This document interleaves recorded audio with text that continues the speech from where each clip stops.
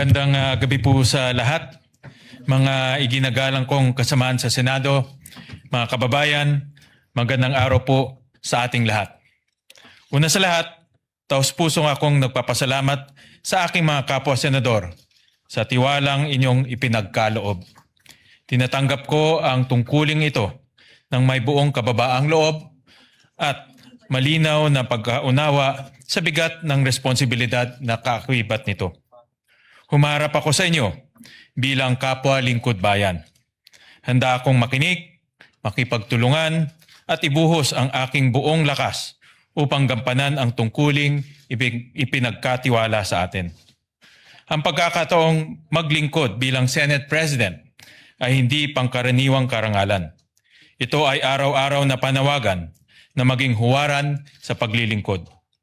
Higit sa lahat, ang tungkuling ito ay pananagutan sa Senado, sa ating saligang batas, at sa sambayanang Pilipino. Sapagkat ang tungkuling ito ay hindi tungkol sa iisang tao, kundi sa pangangalaga sa isang institusyong dapat magsilbi sa bawat Pilipino.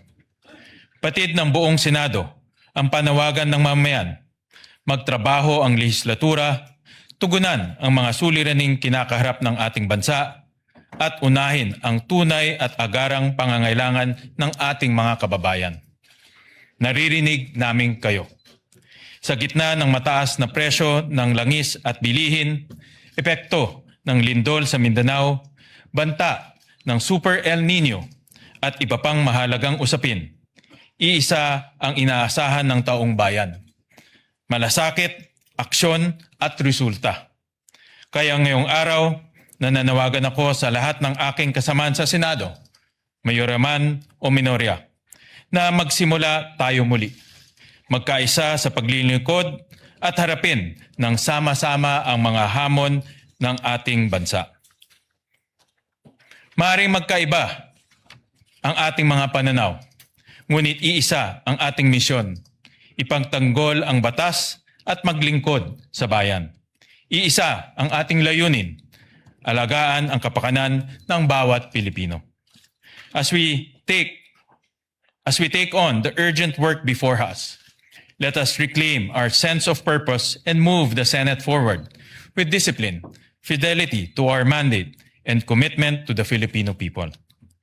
Ang nais natin ay isang Senado para sa tao, isang Senado na bukas sa pakikipag-usap, isang Senado na nakatuon sa solusyon. Sa bawat Pilipino, ito ang aming pangako. Magtatrabaho ang buong Senado para sa inyo.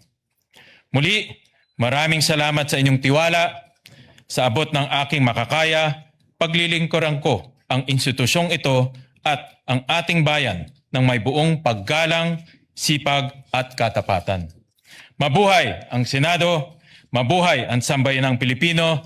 Maraming salamat po.